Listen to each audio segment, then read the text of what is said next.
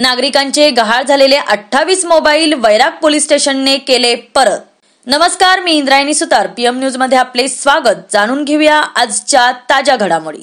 चला तर मग उर्वरित बातमीकडे। वैराग तालुका बार्शी जिल्हा सोलापूर येथे विविध वर्दळीच्या ठिकाणाहून नागरिकांचे गहाळ झालेले 28 मोबाईल वैराग पोलीस ठाण्याच्या पोलिसांनी तांत्रिक विश्लेषणाद्वारे शोध घेऊन आज हे मोबाईल सन्मानपूर्वक परत केले। त्यावेळी मोबाईल परत हातात मिळाल्याच्या आनंदाने नागरिकांच्या चेहऱ्यावर हसू फुलले होते। वैराग पोलीस ठाणे हद्दीमध्ये 1 जानेवारी 2023 ते 31 डिसेंबर 2023 रोजी पर्यंत वैराग पोलीस ठाणेमध्ये झालेल्या एकूण 28 मोबाईल अंदाजे किंमत 3,92,000 रुपये हे तांत्रिक विश्लेषणाद्वारे शोध घेऊन तक्रारदार यांना पोलीस निरीक्षक निवृत्ती मोरे साहेब यांच्या हस्ते परत करण्यात आले। अशा प्रकारे आजपर्यंत 1 जानेवारी 2023 ते 31 डिसेंबर 2023 पर्यंत वैराग पोलीस ठाणे यांनी सायबर पोलीस ठाणे यांच्या मदतीने गहाळ झालेल्या एकूण 58 मोबाईलचा शोध घेतला असता त्यातील एकूण 28 मोबाईल अंदाजे किंमत 3,92,000 रुपये याचा शोध घेऊन 28 तक्रारदारास परत केले आहेत। सदर कार्यवाही ही माननीय पोलीस अधीक्षक श्री सरदेश पांडे साहेब,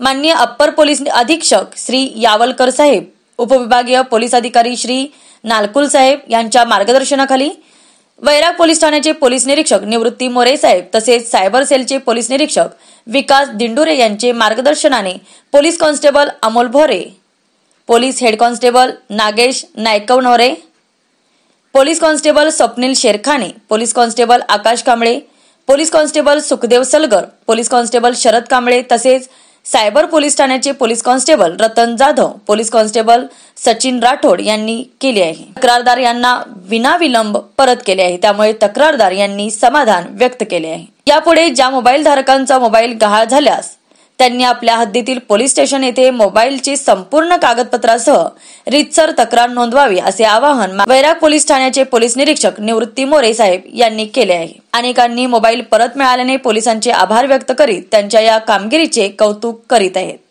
हरवलेली वस्तू अनेकदा पुन्हा मिळत नाही, मात्र पोलिसांनी हरवलेली वस्तू पुन्हा मिळवून देण्याची किमया साधल्याने नागरिकांनी समाधान व्यक्त केले आहे। पीएम न्यूज करिता मी इंद्रायणी सुतारसह मुख्य संपादक किशोर सोनवणे, वैराग।